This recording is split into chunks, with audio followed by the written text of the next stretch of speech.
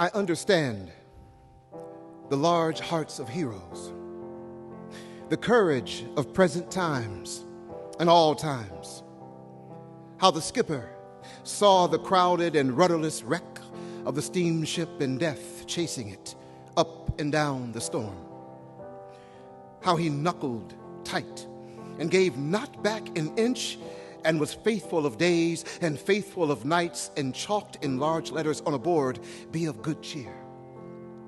We will not desert you." How he followed with them and tacked with them 3 days and would not give it up. How he saved the drifting company at last. How the lank, loose-gowned women looked when boated from the side of their perpetual graves. How the silent, old-faced infants and the lifted sick and the sharp-lipped, unshaved men, all this I swallow. It tastes good. I like it. It becomes mine. I am the man. I suffered. I was there. Welcome to another episode of Voices on the Green.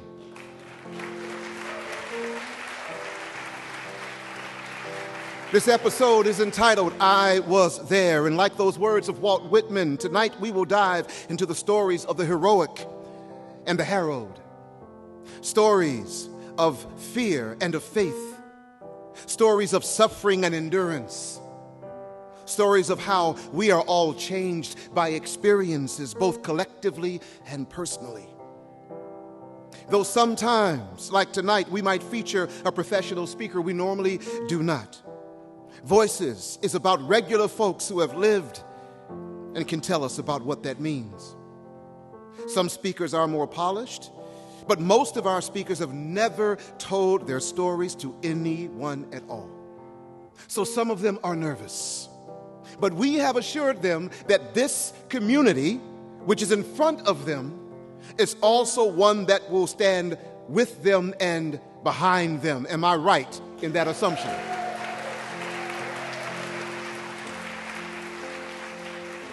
This will be a night of music, of songs familiar and new, all speaking to the human experience and imagination. And this music will be brought to you by multi-instrumentalist and singer Maddy Roop. Please give Maddy a hand.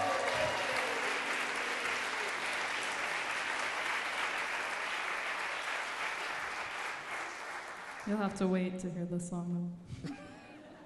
We will bring her back later for a proper introduction. And because Maddy is providing the music tonight, we would like you not to do so in any digital form. So if you will take this time to shut off or put your cell phones on stun, that would be great.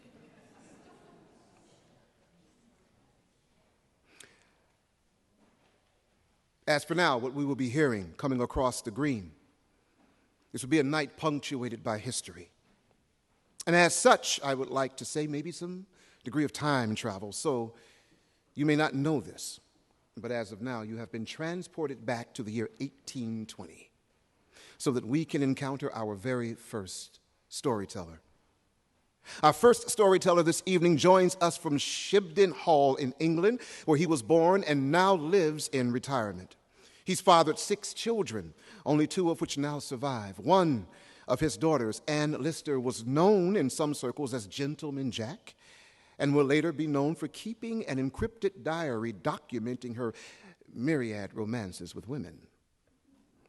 In 1771, he joined His Majesty's 10th Regiment of Foot as an ensign and was stationed initially in Canada.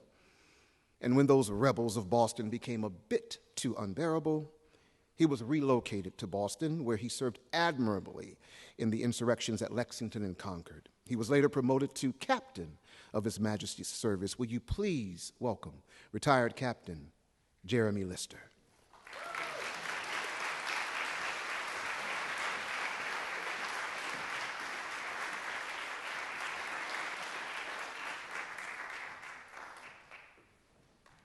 As you've heard, my name is Jeremy Lister, and I live now in Yorkshire at Shibden Hall. with my family, what remains of them. I've visited your town many years ago, twice actually, all in one day. It was, 45 years ago. But what a day, my God. We had been in Canada and wintered there for 2 years, and were returning to Quebec City, thinking to winter there, when message arrived from Boston, from General Gage, that we were to transport to Boston immediately. We arrived in Boston at the end of November, and the townspeople, I must say, were not terribly pleased with us. It was difficult, but by springtime it had gotten even worse, and message came from London that it was time to strike back. Enough of this. And an expedition was mounted to seize the arms in a town called Concord. I was not supposed to go that day. I was not there to march. It was the light infantry and the grenadiers of all of the regiments in Boston at the time. But I roomed with several of them, so I followed them down to the waterfront on Back Bay and noticed that Captain Parsons of the light infantry of the 10th was rather put out, and I asked him why. He said that a certain Officer Hamilton had called in sick, and everyone knew that it was a ruse, that it wasn't that at all. But I, for the honor of the regiment, put myself in his place, over the objections of our colonel, but I did it. And by that accident, I went on the march. We soon crossed the water over to the town of Cambridge and began up the road. But soon as we were on the road to Concord and Lexington, we could hear the shots in the night. We could hear the bells. We could see them moving through the night, and we knew that secrecy had been lost. Colonel Smith, our colonel, turned to Major Pitcairn of the Marines, told him to take 6 companies of light infantry and march like the wind and get to Concord, get to the 2 bridges beyond Concord, seize them, and prevent anyone from coming across. We headed off into the night at nearly a trot. I've never marched so hard in my life. As we came up the road, we captured a few of these miscreants watching us, and they babbled on about hundreds of men waiting for us up ahead. And then one of them from behind a barn snapped his weapon, and it flashed but not actually fired. And that was enough for Major Pitcairn. He had us stop and he had us load. We marched, and as we entered the town, we went up a long, slow slope, crossed a small bridge, and then up a slope. And as we crested that little hill, there was a meeting house. And behind the meeting house were, I must say 75 or more of these militiamen under their captain. 3 of our companies deployed, moved around the meeting house, and confronted them. Major Pitcairn rode forward on his horse and in no uncertain terms told them to disperse. He used some, language I would not repeat. But they did not immediately do so until their own captain gave them the order to disperse. They began to slowly turn, and at that moment a shot was fired. I do not know where it came from, but in a moment this area, it was filled with smoke, shot, fire, mayhem, bayonets, death. We killed 7, 8 of them, chased the rest of them away. It was mayhem until Colonel Smith arrived, found a drummer, and got us all back into order. We marched on up the road to Concord and got there at mid-morning. Colonel Smith then deployed us light infantry up to one of the bridges, and more of them further into the countryside looking for cannon and other weapons. We were at the bridge when hundreds of these militiamen came marching down off of a hill and confronted us. We retreated to the far side of the bridge. Again, firing broke out, and there were so many of them we were compelled to retreat. Number of men were killed right there, and we retreated back into the town. By this time, Colonel Smith decided it was time we should retreat. We should get back out of here. We could not find all of that which we were looking for. We began down the road out of Concord, our company, the 10th Light Infantry, up on a ridge near the road. And as we came down and descended off of that onto the road, firing broke out once again. And from that moment on, it was like a gauntlet, with these militiamen in their skulking ways behind every tree, every stone wall. Damn, we had to stay on the road. We had only one way out of there. It was just at this moment that I took a ball right through this arm, right in the elbow, effectually disabling this arm. But I carried on, and finally, for the second time, I visited your town, going the other way. I can't say it was pleasant. At a tavern just to the east of the town, we stopped, and we were saved by 1,200 soldiers and 2 cannon under Lord Percy. He was the son of the Duke of Northumberland, you know, quite a genteel man.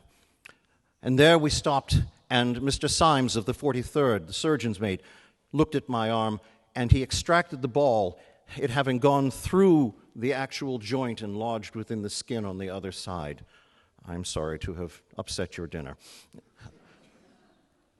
He patched it, and we went on. But I must say, at that point, having had nothing to drink, nothing to eat, and from the loss of blood, I began to feel a bit faint. But we carried on, and we went through all of the towns back to Bunker's Hill in, I believe it was Charlestown, and we fought our way through there, losing dozens of men, but I believe we gave as good as we got. Now, when I got back to Boston, of course, I was not in a good way. The surgeons, I got back to my quarters, and the surgeons came to visit me, and Colonel Smith asked after me, and they bandaged the arm, and for the next several months, I must say that the surgeons would arrive and visit every 2 or 3 days and just ask, should it come off? I kept resisting. I changed the bandages frequently. I drained it. I did everything I could. And as you can see, it worked. It doesn't work very well, but I have it set so that I can rest it on a table and actually write my memoirs, which I have done. Now, I must admit to you that I called it the Concord fight, not the Lexington fight. I hope you'll forgive me for that. But it was quite some day, and it was actually later that year that I returned to England, having been dispatched to the additional company. I no longer perhaps had a career as a field officer, but I went on to become a country gentleman. Eventually, I have now lived out many of my days. I hope there will be many more. I've been able to put down my recollections, and I've been able to come here to tell you all about it. But 45 years ago, I was here, briefly, twice.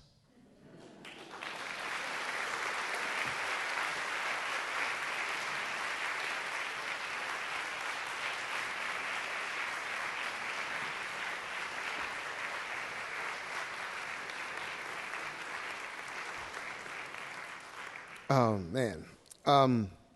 Retired Captain Jeremy Lister, but also known as Paul O'Shaughnessy. Will you give him another round of applause, please?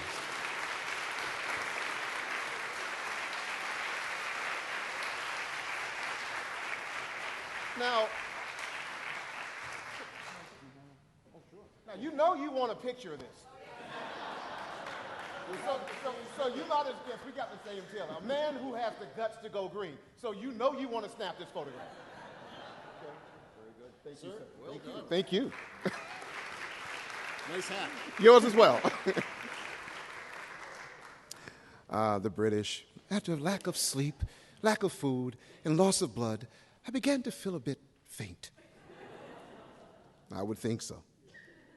Here at Voices on the Green, we love to connect with community partners who we think are doing the kind of work that is resonant with our theme and our values. To tell you about that, if you will please welcome our illustrious leader, Mr. David Rose.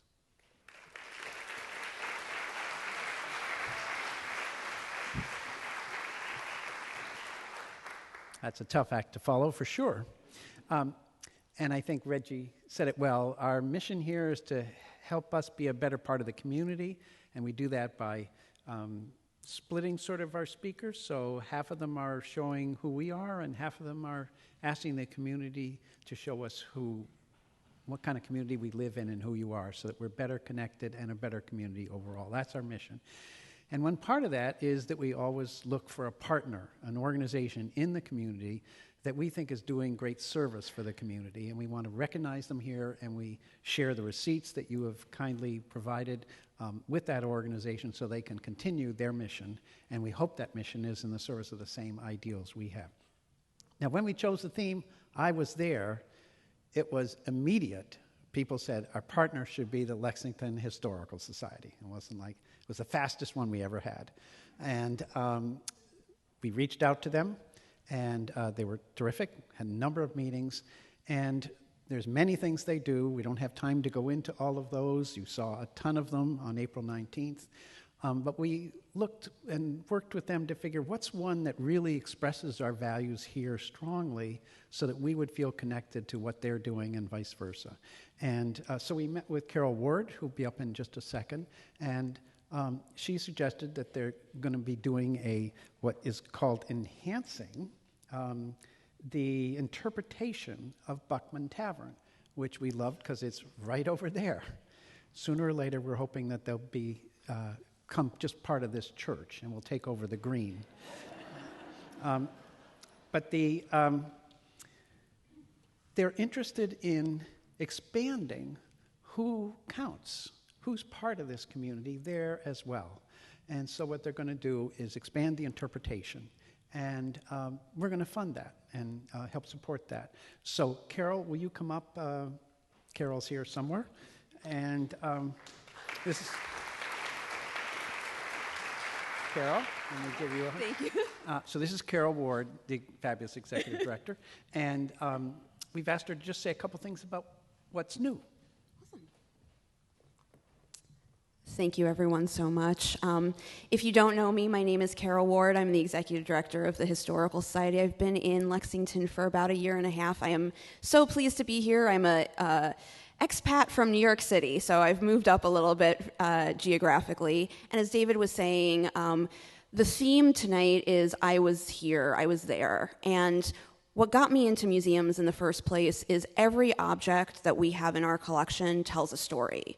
And sometimes those stories are very limited to who had the biggest voice in history. And so what we're trying to do at the Historical Society is expand those stories and bring out more of those stories. So as David mentioned, we're expanding our interpretation of Buckman Tavern. We've already done that at Hancock Clark House, and we're also doing that with our depot space as well. We're at a big project that we funded for $500,000, thanks to everyone in this room, so thank you. And we are going to bring out more of our collection. Our main collection is Revolutionary War based, but we have so much more to tell. And that means at the depot, we're going to be telling stories from the 1700s all the way up to today. And everyone's story counts, and that's what we want to do. So thank you guys so much for your support.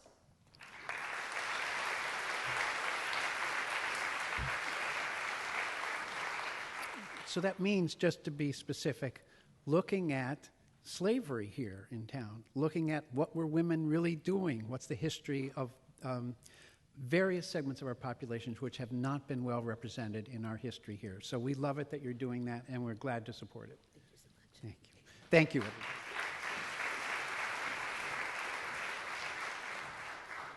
everybody. Thank you. Our next storyteller was born in China, and she enjoys everything about food. You might say, well, so do I. But I bet you don't have a collection of autographed cookbooks from top chefs now, do ya? She teaches a health and food class at Northeastern University and has produced several documentaries about contemporary Chinese culture and history, including the documentary The Gate of Heavenly Peace and Morning Sun. She loves cycling and has led her 2 teenage children on a trip on the Iron Curtain Trail from the Czech Republic to Vienna. So when she tells you I was there, believe her. Please welcome Hua Dong.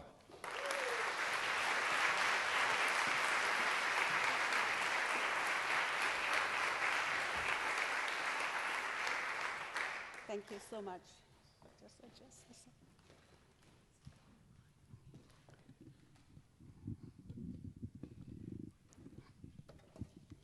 Thank you. So I wasn't thinking about democracy when I moved to Beijing from my hometown in 1988 to pursue a graduate degree in international broadcasting journalism. But it was a dream come true because I was guaranteed a job after graduation with the biggest national news media in English, such as China Daily and the Radio Beijing International. And also I could get away from my parents who were watching all the time and be on my own. So the first semester was full of excitement. One of my professors who had spent years in prison during the Cultural Revolution translated the adventures of Huckleberry Finn and Moby Dick into Chinese. And we watched the presidential debate between George Bush and Michael Dukakis on the big screen in a posh hotel in Beijing, organized by the American Embassy. The Canadian ambassador to China also came to campus to set up a culture exchange center. So by the spring 1989, when I was standing in line for hours trying to get into the newly opened KFC to taste the exotic fried chicken, the air in Beijing was filled with a blanket of brown sand, the seasonal sandstorm, and also all full of hope and anticipation. I felt giddy and oblivious of all the political changes that are happening around me until the students in Peking University marched into the Tiananmen Square in mid-April in demand for free speech and free press. So Tiananmen, the gate of heavenly peace, is the gate that leads to the imperial Forbidden City at the center of Beijing. And it was where Mao stood in 1949 to announce the founding of the PRC, the People's Republic of China. So this gigantic square that's built in front of it in the 1950s is the largest public space in the world and has witnessed countless parades, mass rallies, and celebrations. So, but when the government ignored the students' demands and kind of just labeled the students as dangerous troublemakers and also the movements as stirring up turmoil, the tensions escalated. As innocent as I was, I felt I need to help correct the wrong, correct the mistake. So in late April, I joined over 1 million people in Beijing, marching the streets, protesting in front of news organizations, the very places that I wanted to work for after my graduation. I wasn't aware a student hunger strike started on the square in early May, but decided to join the massive supportive crowd that formed around the hunger striking students on the square to show my support.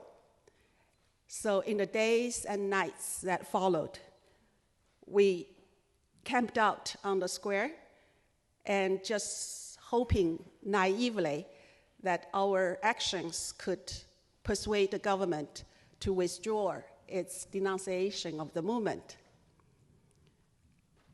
I had experienced some quite exhilarating moments, such as translating news from Chinese into English for Foreign News Corps, or collecting face masks for possible tear gas against us. But for most of the time, we were just socializing, like typical college students, talking about things like how to take TOEFL, GREs, and how to apply to universities in the US. So I didn't know that some hunger strikers were cheating by eating secretly. And some student leaders were close to mental breakdown, endangering the thousands of people on the square. But guess that's just how history is. Instead of black and white, there are always multiple shades of gray. So on the late afternoon of June 3rd, 1989, I went back to campus and saw these long columns of tanks driving by. A classmate and I, worried about our friends who were still sitting in on the square, got on our bikes and start riding. So it was a 9-mile ride to the square along this straight main thoroughfare called the Avenue of Eternal Peace, Chang'an. So racing with tanks, rolling alongside us, it really felt like a dangerous mission. It was getting dark. We could clearly see the sparks splashing from the tanks hitting the pavement. It was completely dark when we arrived at the square. Flames rolled from a tank that was stopped by the mouse portrait on the Tiananmen Gate. The crowd pushed forward, but when we heard gunshots, I was thinking that they might be rubber bullets. So I kept pushing my bikes forward and trying to get a closer look until my classmates stopped me and shouted, "Duck!" People around us suddenly just run backwards, and some of them were injured. One was shot through his palm when we put him on the back seat of my bike and took him to a nearby hospital. So what happened next was a blur. I don't remember how we made our way back to the school on that night. But when the rumors spread that the soldiers would be stationed on campus, we just fled the city and went back home. My home was 700 miles away from Beijing, but at home, everyone believed the media's portrayal of students being as rioters, and everyone agreed with the government to strike down on those troublemakers. So upon returning to Beijing in the fall of 1989, I noticed some students were absent.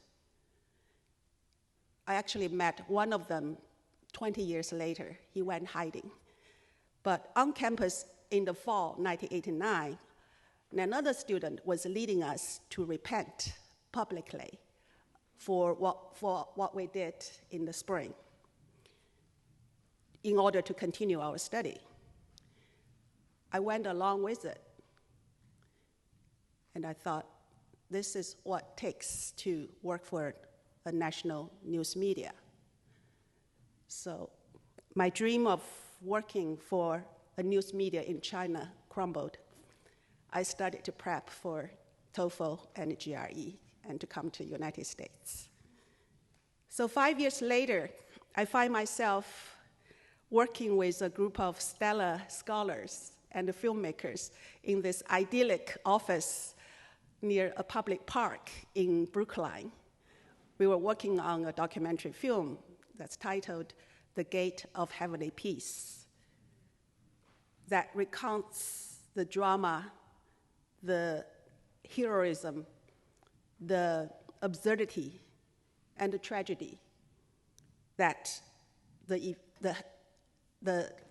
1989 event embodied for PBS.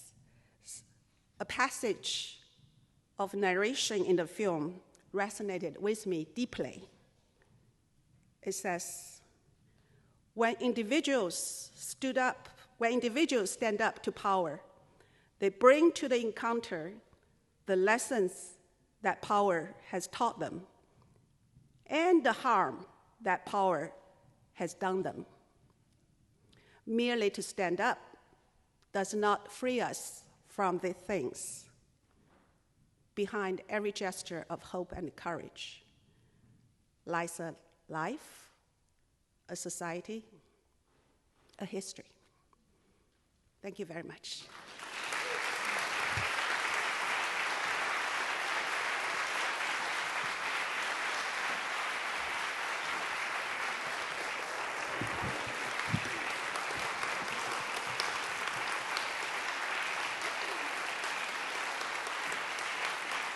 Thank you. Thank you, Hua Dong, for sharing that with us. A cursory look online, you will find many songs that were dedicated to what happened at Tiananmen Square that will give you some history about that, and for multiple people who saw it and also created music out of it. And music has always been a way that we've learned to deal with the conflicts that we human beings have inflicted upon ourselves, whether we go back to the ancient Greek conflicts and we hear some of the songs done in dactylic hexameter, or we listen to some of the ancient Irish ballads of fighting with the English and amongst themselves. We've always had music that was there to be a witness to history, and musicians themselves are often the purveyors and tellers of that history. Our musical guest, Maddy Roop, is a Boston area singer-songwriter who released her debut album, Rings, in 2019. Citywide Blackout proclaimed the album as a great blend of rock styles and said it is raw and powerful. Maddy has performed with her band at many Boston area venues, including the Burren, Plow and Stars, the Lizard Lounge, and others. Recently, she debuted her two newest singles, 96 and Sinner, which we will hear later. Tonight, Maddy is coming home. As a youth in this church, she co-wrote and performed an original song here a decade ago. But right now, she will perform a song from one of her favorite songs from one of her favorite groups, the Cranberries. She will perform Zombie, which was written as a response to the warfare that happened in Ireland, known as the Troubles. And during the Troubles, there was a bombing by the IRA that resulted in the deaths of 2 children. As you listen, think about how they appear to be alive, but are really dead inside, mindless, and as such ignores what it witnesses, ignores that they are even there. But do not ignore Maddy Roop. Will you please welcome Maddy?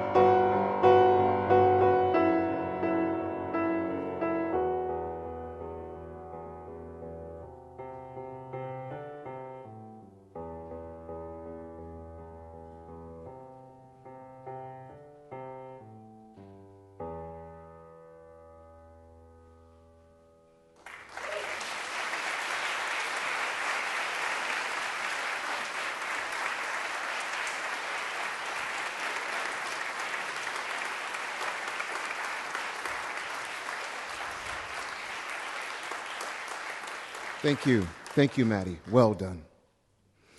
Our last storyteller of the first half seems to keep on retiring and then going back to work. He has served 2 terms on the Lexington School Committee and has the scars to prove it. Now, after his 3rd retirement, he is back in the computer business where he spent most of his professional life. Tom, that word retirement, I don't think you'd think that word means what you think it means. I don't think you know. Apparently, he is a cat lover, but I will not hold that against him. Will you please welcome Mr. Tom Diaz.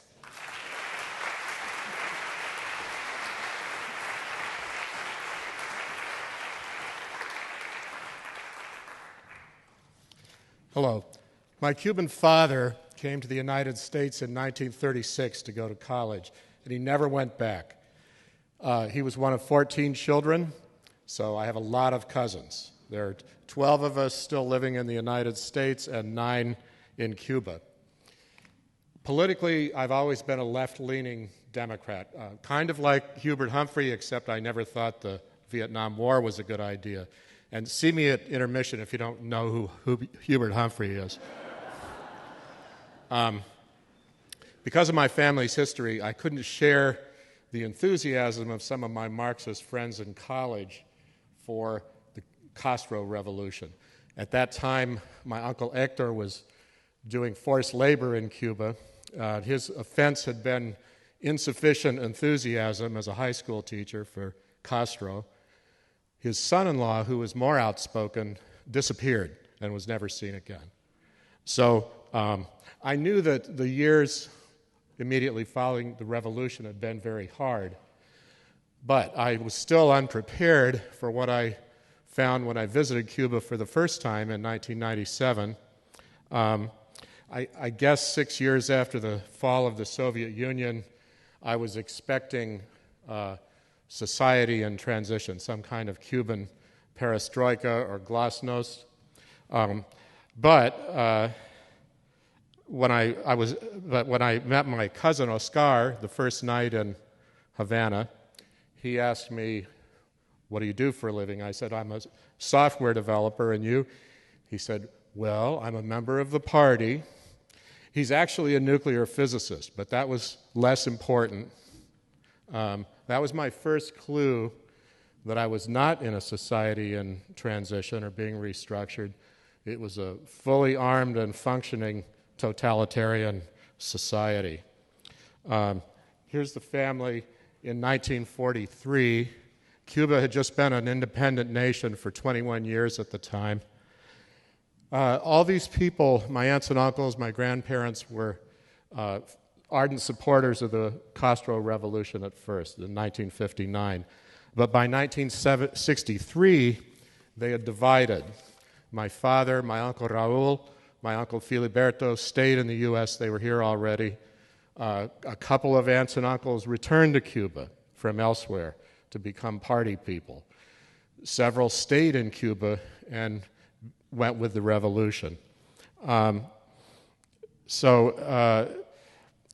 When I met my cousins in 1997, most of them had been educated in the Soviet Union, and they had professions that had been picked out for them by the party.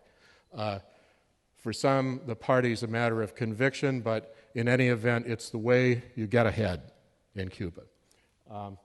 This graffito was everywhere. The initials UJC stand for Young Communist League, and siempre means, contigo means with you.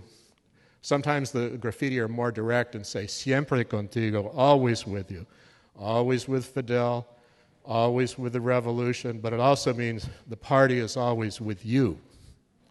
On every street corner, there's a sticker on the corner of a building with the initials CDR. CDR stands for Committee for the Defense of the Revolution.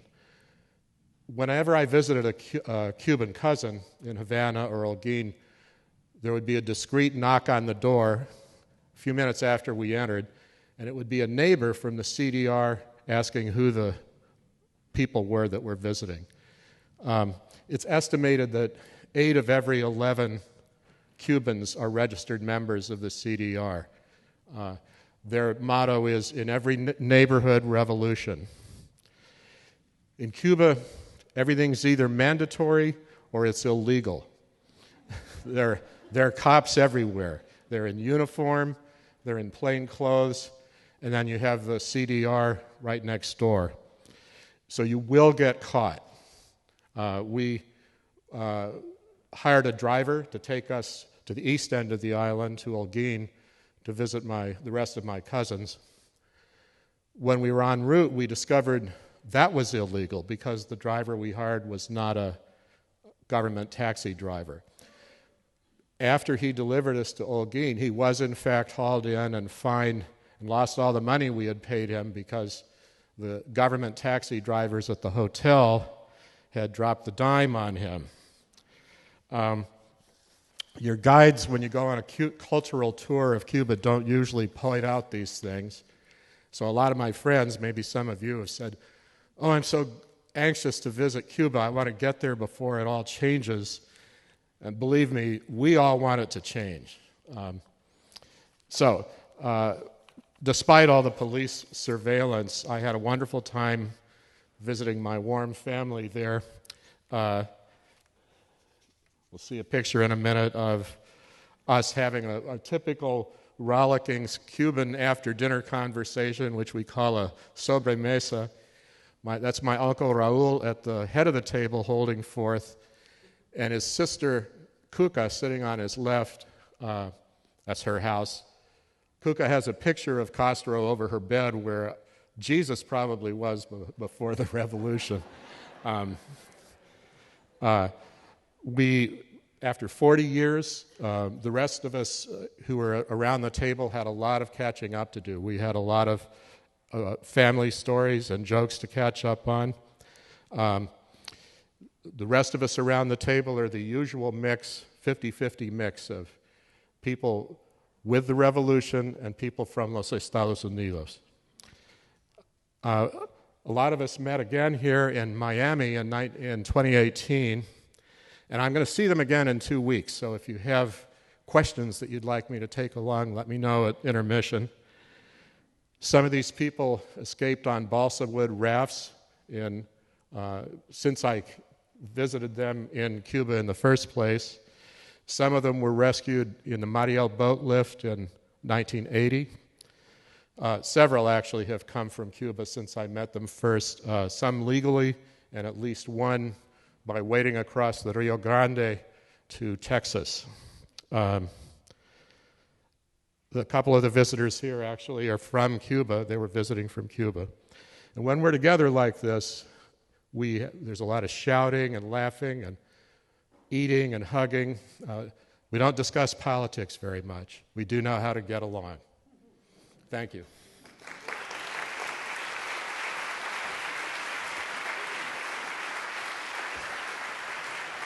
Wow. I love this. I've known Tom for years, but never knew that story. Thank you. Thank you for sharing that with us. Before we close out the first half, just want to do some housekeeping, just to let you know that when we do close out, we're going to break for about 15 minutes. You will exit right through here, where you will go into Parish Hall, where I am told there is real food, not that prepackaged stuff. You can partake of that, and also that there will be non-alcoholic drinks and also alcoholic drinks, for beer and wine, if you'd like to purchase them. And you can bring the beer and the wine back into the sanctuary, but please, not any of the food. And also, while you're out there, maybe you want to speak with Maddy about what might be your next project. And please, please, please speak to our community partner, the Lexington Historical Society. When not writing, recording, and performing music, Maddy enjoys good food, meditation, and hanging out with her partner Asa and his family and her own family, her mom, Mia, dad, Larry, and brother, John. She also has dogs. Damn it. 3 of them, Dude, Lola, and Scooby. And now, closing out our first half with a note of bittersweet remembrance. Maddy Roop. Thanks. I do love good food, excited for some of that real food, not the prepackaged stuff out there. And definitely come talk to me if you want to know where you can find me, my music. So this is Yesterday. I think the lyrics speak for themselves for this theme. And a good way to end the first half of sort of some darker stories, bittersweetness, and then into the second half of hopefully some lighter, ending on a happy note. So this is Yesterday, so we can, hopefully our troubles seem so far away after this.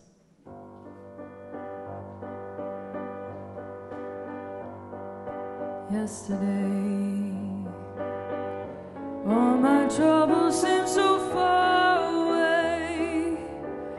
Now it looks as though they're here to stay. Oh, I believe in yesterday. Suddenly, I'm not half the man I used to be. There's a shadow hanging over me. Oh, yesterday can suddenly. Why she had to go, I don't know, she wouldn't say. I said something wrong, now I long for yesterday. Yesterday, love was such an easy game to play. Now I need a place to hide away.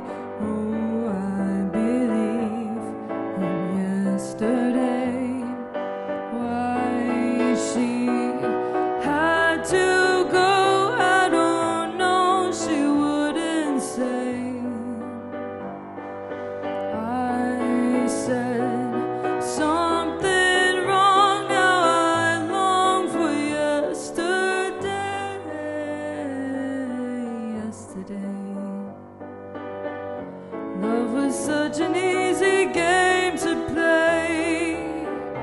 Now I need a place to hide away. Oh, I believe in yesterday.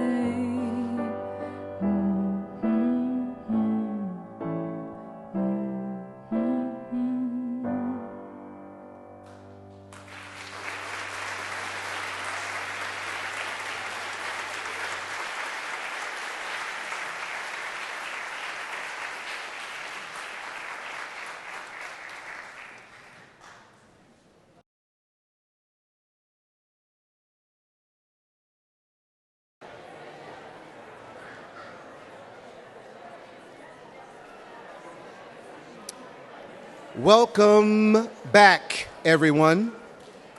Yes, a round of applause for what we've heard.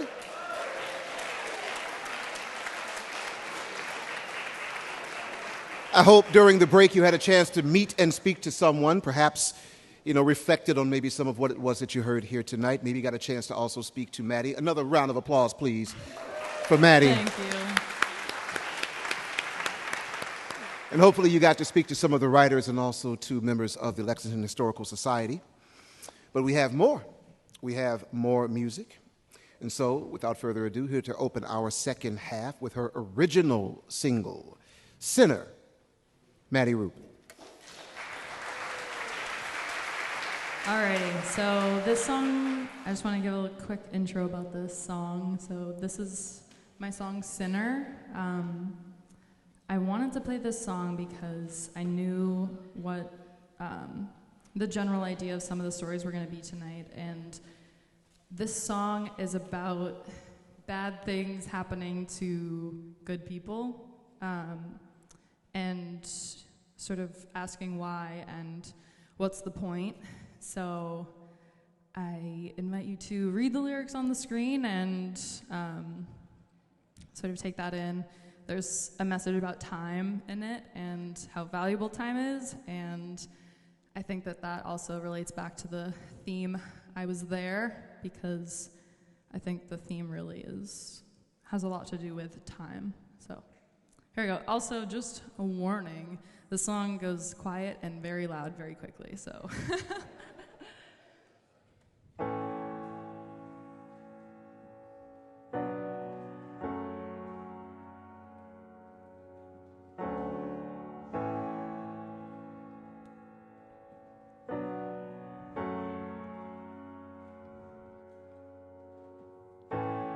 Looking for some answers,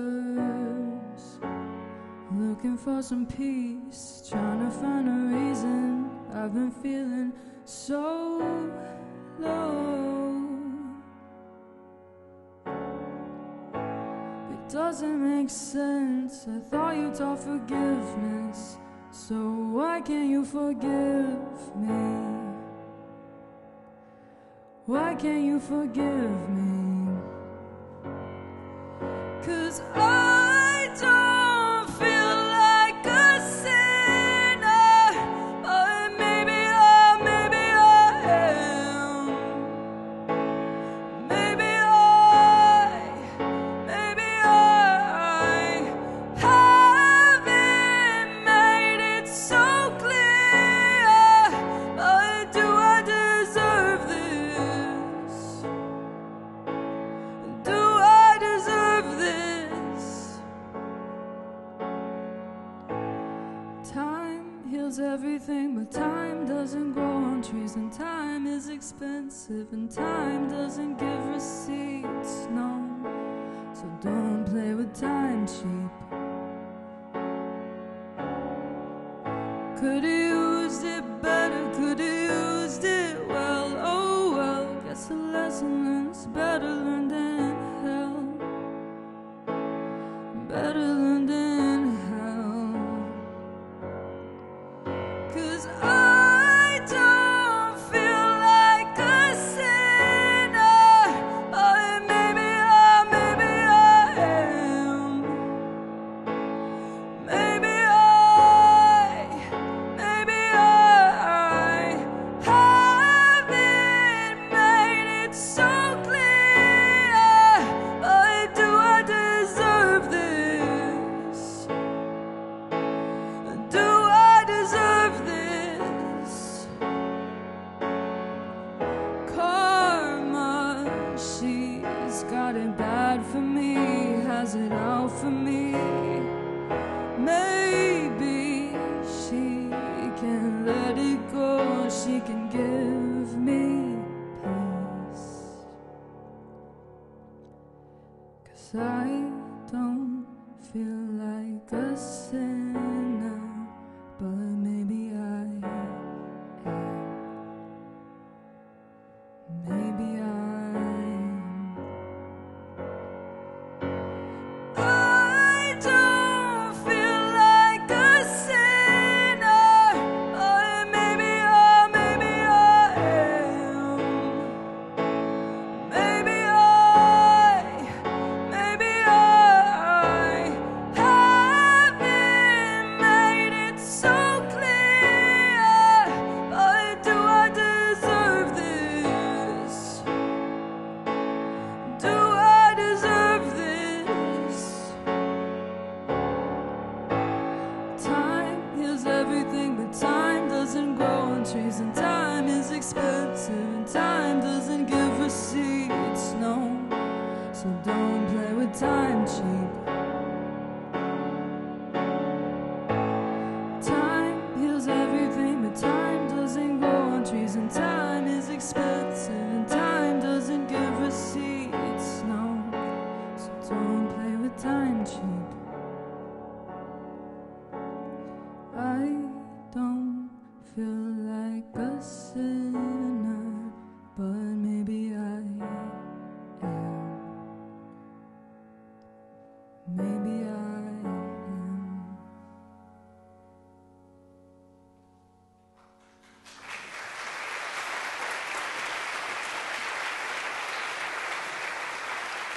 Thank you. Thank you, Maddy. And we'll be hearing from Maddy again. I don't know about you guys, but I felt kind of old when she said, now this is going to get a little loud. I'm just saying, I remember the time when that would not have been a problem. But thanks for reminding me. As I mentioned earlier, we are not always looking for ringers who are speakers and voices on the green. We want average, everyday folks to come up and say what they have to say. In fact, I was trying to recruit a young lady to come up here next time when we have something, and she was, I don't know, maybe she's like 11 or 12 years of age. So we want younger people as well to come up and tell their tales. So anyone, right, you can talk to us about it, and we'll see if there's a theme that maybe we can fit you into. And some things that we might speak up here, as I said, people haven't said these things out loud to anyone. There are some things I haven't said out loud since I've been here, and I have a secret, and that is that I am not really a sports fan. Sorry, I was at the opera last night, you know. And I know you might look at this fine specimen of athletic masculinitude and think that, but no, I'm rather at home with a book. But our next storyteller is an avid Boston sports fan, so he redeems us here. He loves being around people and sharing his joy for life and continues to enjoy customer interactions of all kinds. He's been in the business for 17 years. He also is the part-time sexton here at First Parish.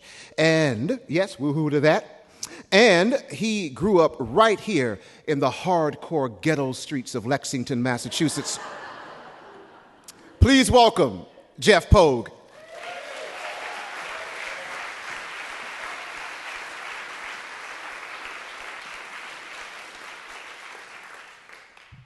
I've always been a huge sports fan of all the Boston teams. In April 2013, I had tickets to a Bruins game. I was looking forward to them playing against the Buffalo Sabres. But 2 days before the game, on Monday, April 15th, 2013, I was at my regular job working for Reebok at the headquarters store in Canton. At almost exactly 2:50 p.m., one of my coworkers came running out of the office in the back of the store, yelling, "Put the TV on! The marathon is under attack!" People started yelling and panicking everywhere. Then we left our offices and the store to gather around the TV. We stood there like we were watching a horror movie. More and more coworkers and employees came out to stand as one and watch the tragic events on TV. Over the course of the next few days, the city of Boston and the nation were glued to the news, wondering what will unfold in the search for the bombers. The city was on edge, and most of the city was shutting down and terrified about another attack. Many events were canceled. The Red Sox announced they were going to be canceling all the games during the week due to the marathon bombing and heightened security in the city. But the Bruins did something very surprising.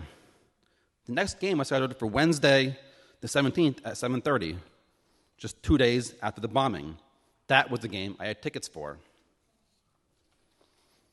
On Tuesday, the very next day after the bombing, the NHL and Bruins had announced that they were going to play the game and encourage the fans to come out and support the city of Boston. So I'd be able to go to the game after all. What happened that night lifted up the whole city, and I was there. After a lot of waiting and nervousness, it was time for the game on Wednesday night. As we walked into TD Garden, we were there with thousands of other fans arriving. We all started chanting, "Boston! Boston!" as we walked in. As game time grew closer, we made our way to our seats. Then it was time for the game, and also time for the beloved Rene Rancourt to make his way out and sing the national anthem. If you've never been to a Bruins game live and experienced him sing in person, let me tell you how much fun it is. You actually see him right there singing, getting ready to sing at the game. He enters on a red carpet with more energy than I've ever seen anyone have. He's running out and pointing to all sections, giving out fist bumps as he blares out the anthem with so much enthusiasm and cheers from the audience. But on this day, a very different day for everyone, something was off with him. He still came out running on the ice on his red carpet, but he did not have his usual enthusiasm due to the emotions of the marathon tragedy. As he prepared to sing the anthem, we could see that he was not ready to blare out the anthem as usual. He picked his head up and began to sing. But he was only able to get the first 5 words out, "Oh, say, can you see?" before he suddenly stopped. As he stood there, an amazing and uplifting moment happened. The whole stadium began to sing together, bringing out the national anthem as one. Renee had then realized the stadium and fans needed to sing the anthem with him as one. We were more than Bruins fans. We were the city of Boston. We began to get louder and louder as the song went on. This gave Renee and the crowd life. His enthusiasm and voice came back with the crowd. He sang as loud as he could, now with the whole city of Boston singing behind him. His whole body and the crowd came alive. When the anthem came to its final chords, the whole stadium was booming. Renee pumped his fists once again, while the crowd chanting with him, "Boston, Boston, Boston." Later that week, the National Sports Network played the weekly top 10 moments in sports. The Bruins game, with the anthem being sung as a city together, was the number one moment. Much later, at the end of the year, National Sports Network was counting on the top 10 moments of the whole sports year. Once again, the fans singing as one at the Bruins game on April 17, 2013 was a top moment in sports. But it was much bigger than sports. Even though we had this tragic event, the marathon bombing, it helped us feel that the city of Boston was resilient and stands as one. I felt that firsthand at that Bruins game, a game that I'll never forget. A game when the stadium and city of Boston united and sang as one to support the city and its people. I'm really glad I was there.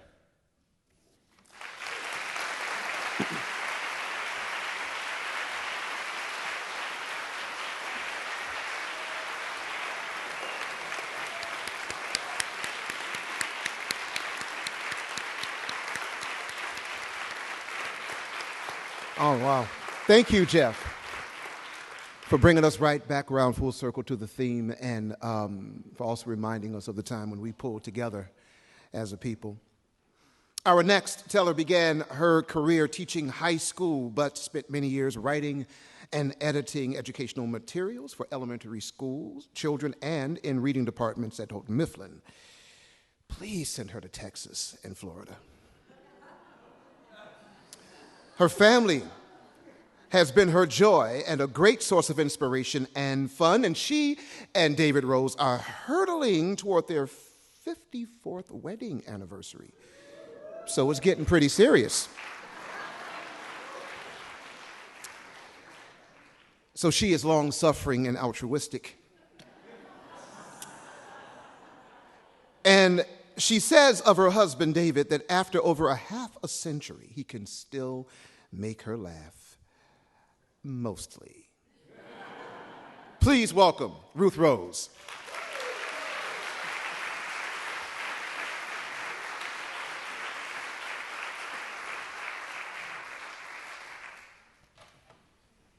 Well, Jeff, I'm a little verklempt. However, I was there in California during the tumultuous 1960s and have stories to tell about coming of age then. But my story tonight takes place at the end of that decade and is more personal. It's about just 2 dates in 1969 on which things happened. The first date is June 28th. On that day, I married David Rose, whom some of you may know.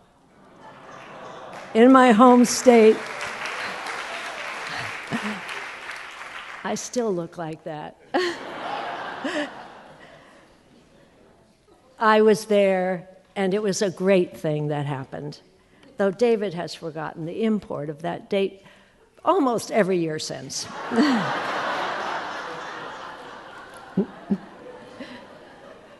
The second date is July 20th, 1969, not even a month later. I was at Tanglewood with David and friends Nancy and Kemp. We were there for the BSO's afternoon performance. Rain had been forecast, but we bought lawn tickets anyway. Armed with a blanket, a tarp, 2 umbrellas, and a delicious lunch, we staked out a spot not far from the shed. The lawn at Tanglewood has its own appeal for me. You can recline, loll, look at the grass, the trees, the sky. I liked to imagine the Berkshire forest stretching out for miles beyond this inhabited clearing. I loved feeling the music sweep out from the shed. We were still eating our lunch as the BSO began its program. The first half consisted of a Renaissance piece, I don't remember now, and one of Bach's Brandenburgs. During intermission, we caught up on an unfolding event, one that was followed by millions of people around the globe, exponentially more than the 100+ who had attended our wedding. The US and Russia had been in a Cold War space race since 1957 with the successful launch of Sputnik. Now, not quite 12 years later, the US was in a position to be the first to put a human on the moon. Apollo 11 astronauts Armstrong, Aldrin, and Collins had been on their way since July 16th and were orbiting the moon, so they were certainly on everyone's mind. Kemp had brought a transistor radio, and as we listened to that, Houston said that the conditions were right for a landing attempt. I looked up. The moon, newly risen, pale, and barely visible in our gray afternoon sky, was unchanged by its new satellite. On Earth, meanwhile, the air had turned chilly, the dampness becoming drizzle. We pulled on sweaters and jackets and unfolded the tarp. We lay close together on the blanket and made the tarp a body-high tent. At our heads, we set the opened umbrellas. Other people on the lawn made similar shelters. We all became a shanty town of wool, plastic, nylon, and wire. Beethoven's Fifth Symphony, was last on the program. The rain continued, sounding lightly on our tarp. During the last movement, Kemp propped himself up on one elbow and listened to the radio again, pressing it to his ear. "They've started the descent," he relayed, still listening. The music continued. They're at 50,000 feet. The orchestra began a lengthy coda. 20,000 feet. The music accelerated, varying and combining themes. 15,000 feet. Then came a moment when I thought the piece would end first. The music had crescendoed to a fortissimo as the orchestra pounded out C major chords, the dominant, then the tonic, dominant, tonic, dominant. No, I was wrong. It went on. That's Beethoven for you. The bassoon, French horn, and flutes each took up a theme quietly. Then the orchestra swelled again and continued, reiterating themes. The entire fourth movement of this C minor symphony is in C major, Beethoven's metaphor for life, light, and I think joy. 5,000. We sat up. Other people on the lawn had radios. There were whispers across blankets as they realized what was happening. Here I go. The music accelerated, as did my heart rate. The orchestra went into the final lengthy cadenzas. 100 feet. We held our collective breath. 50 feet.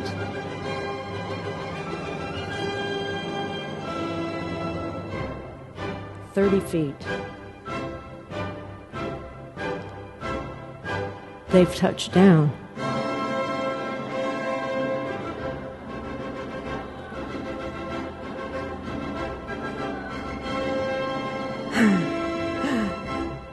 Tranquility Base here. The Eagle has landed.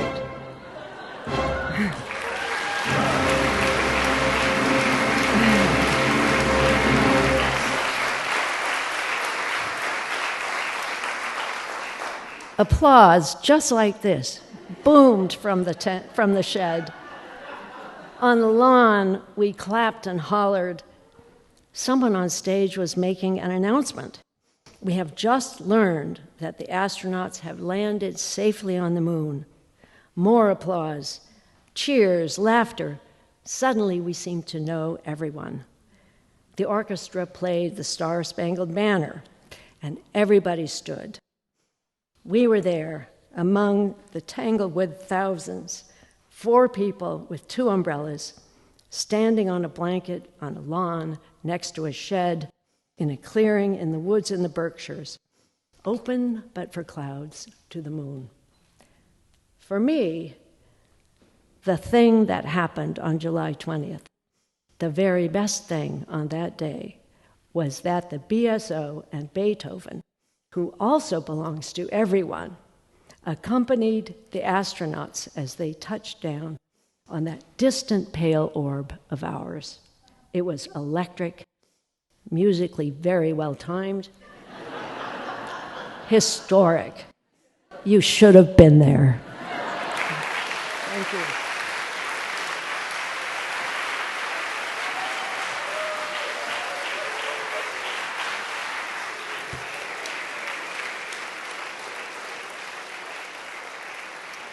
Thank you so much, Ruth. Our final teller is a proud Massachusetts native. She is a writer, spoken word artist, and public speaker who, at an early age, was diagnosed with Usher syndrome and was told she would eventually lose her sight and her hearing. Undaunted, she graduated from Boston College and did postgraduate work at Radcliffe and Harvard University. And in addition to becoming a writer, she went on to become a videographer and a composer. In 2000, she lost both her sight and hearing completely. After receiving a cochlear implant in 2001, she created her website, Destination Mirth, and began bringing her stories to life on stage. She has interviewed the likes of Marlee Maitland, Fran Lebowitz, and is a regular contributor to Edible Boston, Boston Spirit, JewishBoston.com, amongst others. And, as if that was not enough, she's currently completing her memoir, Are You There? Please welcome the last teller in our Voices on the Green installation, I Was There, coming to the stage, Nina Livingstone.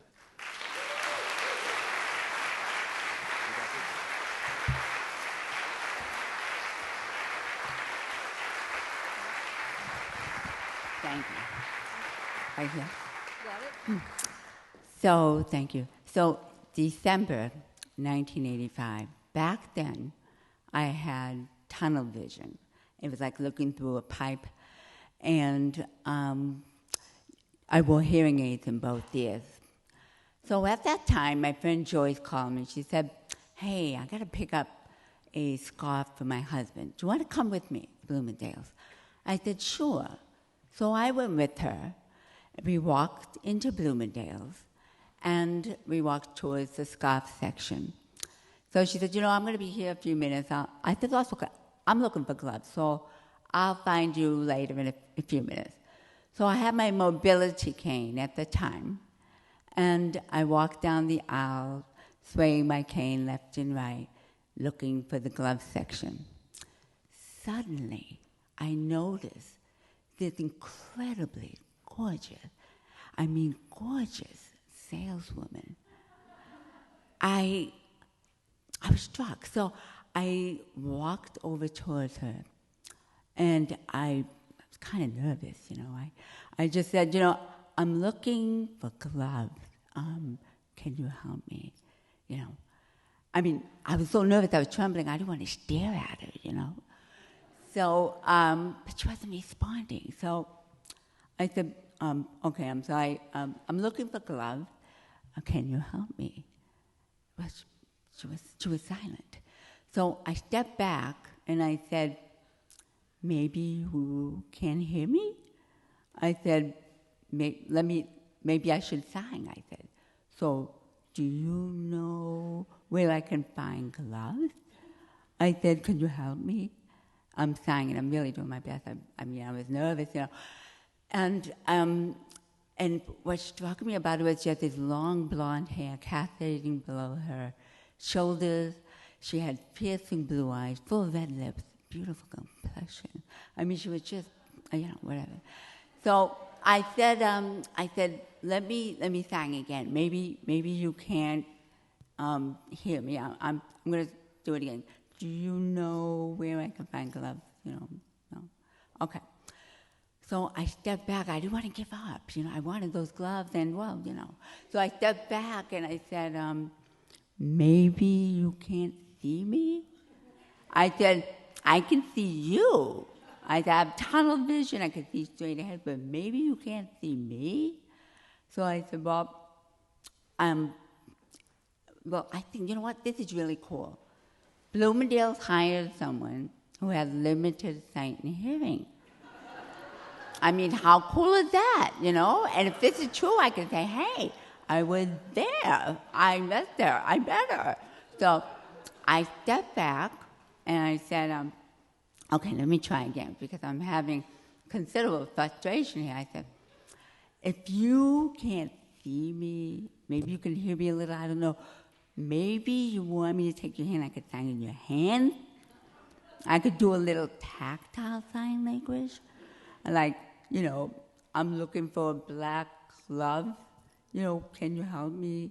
I could sign that in your hands, I said. If you want. I don't want to take your hand, but, well, I was frustrated. Nothing was happening. She was like in a trance or something.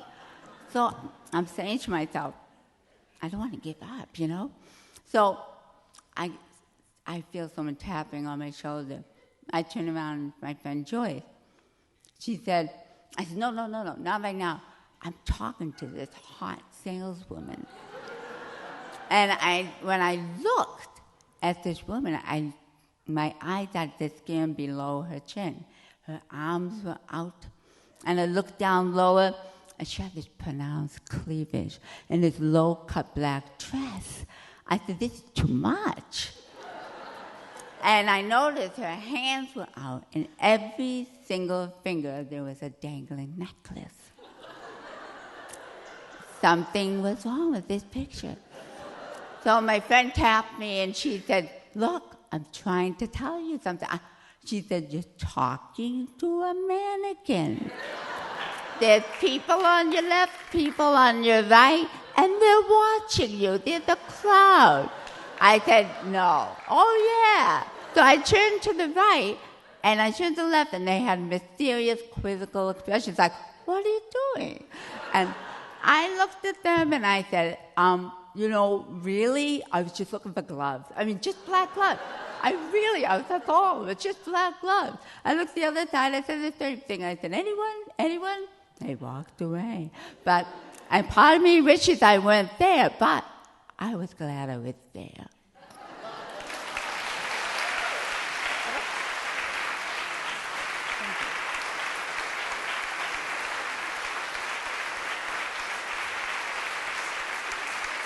Wow.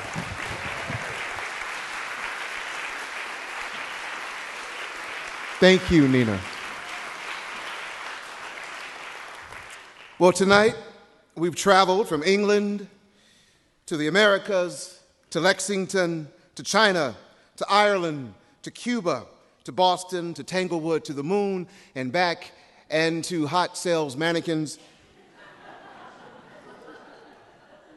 We've had quite a journey, I think, tonight. We've had music, and we've had laughter, and we've had touching stories. But all of these stories have asked us to journey not just outward, but also inward, because it is these things that make us who we are. These stories that ask us to imagine. All right, I'm sure many of you know this song. This is a requirement that you must sing along. And if you don't sing along, I will stop, and I will tell you that you need to sing along louder. I will be looking. I'll be scanning the crowd. I'll be making sure that you're singing with me. You have no excuses. The lyrics are there for you, all right? And the song has not been cooperating with me today, so I actually do need your help with this one.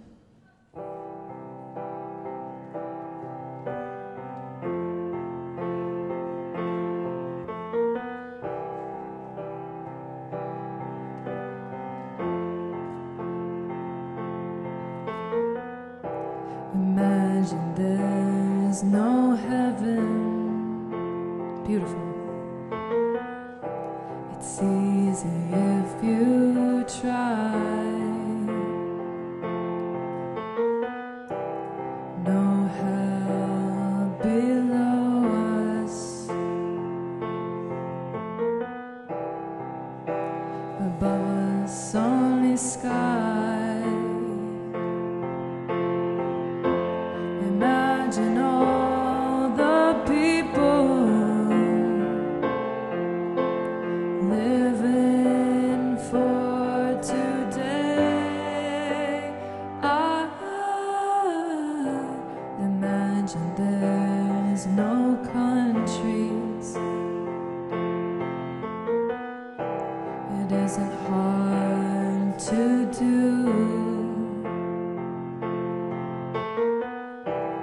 Nothing to kill or die for, and no religion too. Imagine all the people living life in peace. You may say I'm a dreamer, but I'm not the only one. I hope someday you'll join us, and the world will be as one. You guys sound amazing. Imagine no possessions. I wonder if you can. No need for greed or hunger. A brotherhood of men. Imagine all the people sharing all the world. You may say I'm a dreamer, but I'm not the only one. I hope someday you'll join us, and the world will live as one. Let's tag those last two lines. And the world will live as one. One more time. And the world will live as one.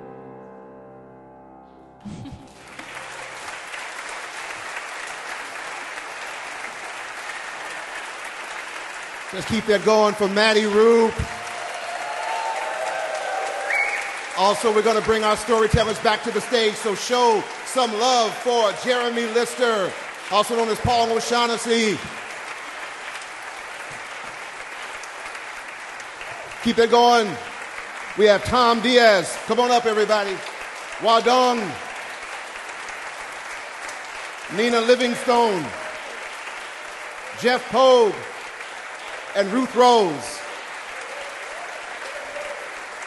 And if you would allow us to say that there's a lot of people who make this happen, so please show some love For the Bog team, Ruth Rose is also one of those. Tom Wanderer, Ben Sohn, Andreas Padilla, Omar Kadari, Alan Cunningham, Tom Wanderer, Amy Jameson, Scott Abramson, Deb Weiner-Soul, Liz Hartman, Sarah Mannix, Suzanne Adams, Deb Lapidus, and also for Mr. David Rose.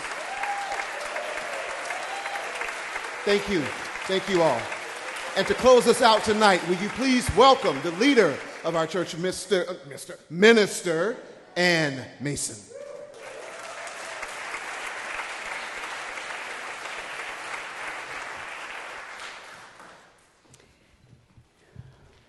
What an amazing night we've had together. We've learned about people that have shown their strength of their voices when they had to witness things that they didn't know that they were going to see. And we heard from people that were able to see the beauty of Tanglewood in the midst of the lunar landing and recreate a space. But I think we've learned that we can stand up and show our voices together when it really matters, and that's what we're here for, because we are dreamers, as Maddy showed us, and we can learn that we can live as one.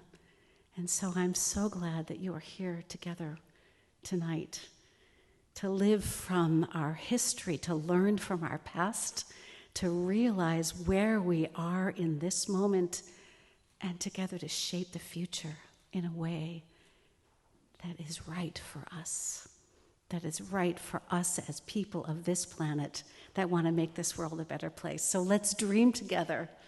Let's be here, and let's say thank you to Voices on the Green and to these amazing, vulnerable, and strong people who shared their stories with us. So thank you.